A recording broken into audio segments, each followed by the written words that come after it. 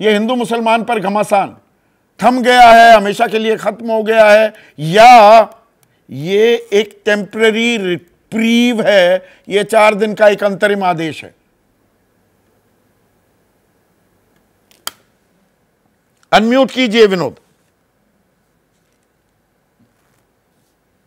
हमारे देश में जो कॉन्स्टिट्यूशनल प्रोविजंस हैं और हमारे देश में जो लीगल सिस्टम है उसके अनुसार से सुप्रीम कोर्ट ने इनको कहा है कि आप इस पे प्रतिबंध लगाइए, मतलब अपने प्रतिबंध पे प्रतिबंध लगाइए। देखिए, बदकिस्मती है कि इतना बड़ा बवाल हुआ और केंद्र की सरकार की तरफ से कोई हस्तक्षेप नहीं हुआ। ये स्टेट गवर्नमेंट, 2-3 स्टेट गवर्नमेंट थी जो तीनों की तीनों बीजेपी रूल स्टेट गवर्नमेंट्स है। ये पहली बार नहीं कर रहे हैं। अगर आपको याद हो, कर्नाटक में इन्होंने आह्वान किया था इनकी तंजीमों ने कि कुछ सामान नहीं खरीदना मुसलमान भाइयों से, उनकी दुकानों पे नहीं जाना, उनसे कुछ नहीं खरीदना। ये तो इन्होंने, ये तो नया इनके लिए नॉर्मल है ये। और अगर ये नॉर्मल है तो मैं समझता हूं कि इस पे जब फाइनल जजमेंट आएगा सुप्रीम कोर्ट का, अभी तो उन्होंने स्टे दिया है, तो हमको देखना पड़ेगा कि उसमें क्या between the lines supreme court कह रहा है।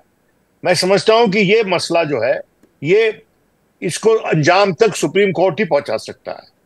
और दूसरी बात, देखिए, एक जमाना था कि ऐसी सुप्रीम कोर्ट की जजमेंट आ जाए या ऐसा स्टे आ जाए तो मुख्यमंत्री की कुर्सी हिल जाया करती थी, क्योंकि ये सीधा सीधा मुख्यमंत्री के विरुद्ध, उसके डिसीजन के विरुद्ध ये फैसला है। और उन्होंने क्या किया, पहले सिर्फ मुजफ्फरनगर में लगाया और उसके बाद समस्त जो रूट है उस पे लगा दिया। तो वो सोच रहे थे कि उनकी जो धमा चौकड़ी है वो चलती रहेगी इस देश में। नहीं, समर्थन भी मिला ना।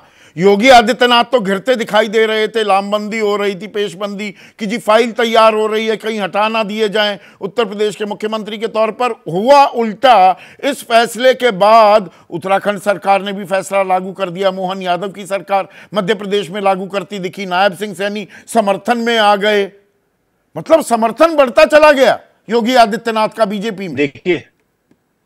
देखिए ऐसा है कि इसको कहते हैं बैंडवैगन इफेक्ट। और ये बैंडवैगन इफेक्ट शुरू, बैंडवैगन चलाई किसने? योगी जी ने चलाई, बाकी सवार हो गए उस पे। और ये पहले भी योगी जी चलाए थे और उस पे हमारे मामा जी सवार हुए थे मध्य प्रदेश में, जो आज के दिन हमारे केंद्रीय कृषि मंत्री हैं, शिवराज सिंह चौहान जी। देखिए, अभी बदकिस्मती है इस देश की कि जब इस सरकार की जो सोशल पॉलिसीज है, they are in conflict with economic policies.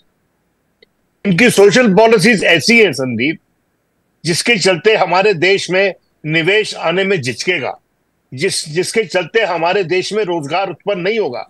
अगर आप अपने ह्यूमन रिसोर्स का संपूर्ण रूप से इस्तेमाल नहीं करेंगे तो आपकी प्रोडक्टिविटी कैसे बढ़ेगी, आपका जीडीपी कैसे ज्यादा बढ़ेगा? मैं इसमें एक उदाहरण देना चाहूंगा Vinod, sorry for the interruption. अब पेरिस में ओलंपिक्स शुरू होने वाले हैं, सबसे बड़ा खेल आयोजन हर 4 साल में जो होता है। और ओलंपिक्स में हम क्योंकि ताल ठोक रहे हैं 2047 तक हम विकसित देश बन जाएंगे, मतलब आसान भाषा में कहूं, हम इस दौड़ में, अर्थव्यवस्था की दौड़ में स्वर्ण पदक हासिल करेंगे। अब जो पेरिस में ओलंपिक्स हो रहे हैं, जो भी पदक विजेता होगा, क्या आप इमेजिन कर सकते हैं, कल्पना कर सकते हैं कि कोई पदक विजेता अपने शरीर का 16 से 17% हिस्से का इस्तेमाल ही ना करके और वो पदक जीत जाए? और 16-17% हिस्सा मैं कह रहा हूं, वो आबादी जिसको आप अलग थलग कर दें। आपकी एनालॉजी अलग है लेकिन तर्क एक ही है, हम दोनों एक ही बात कर रहे हैं संदीप। मैं ये कह रहा हूं कि जिस देश में आधे से लगभग 3/4 जो है ह्यूमन रिसोर्स का इस्तेमाल ना किया जाए, या बाकी जनता को उस ह्यूमन रिसोर्स के खिलाफ खड़ा कर दिया जाए या कोशिश की जाए कि वो खड़ी हो जाए, तो फिर उस देश का क्या मुस्तकबिल है, उसका क्या फ्यूचर है? देखिए, आप एक बात समझिए, इकोनॉमीज इंटरट्वाइंड है हमारे देश में। शहर की और ग्रामीण इकोनॉमी इंटरट्वाइंड है। ग्रामीण में भी जो किसान है उसकी इकोनॉमी जो है, इंडिविजुअल इकोनॉमी, वो गल्ला व्यापारी से इंटरट्वाइंड है। आप किस तरह से ये भेदभाव करके इस देश को विकसित भारत बनाएंगे 2047 में? मजाक कर रहे हैं इस देश के साथ क्या?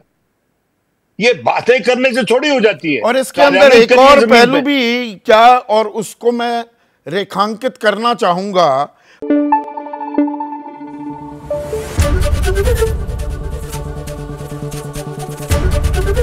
एबीपी न्यूज आपको रखे आगे।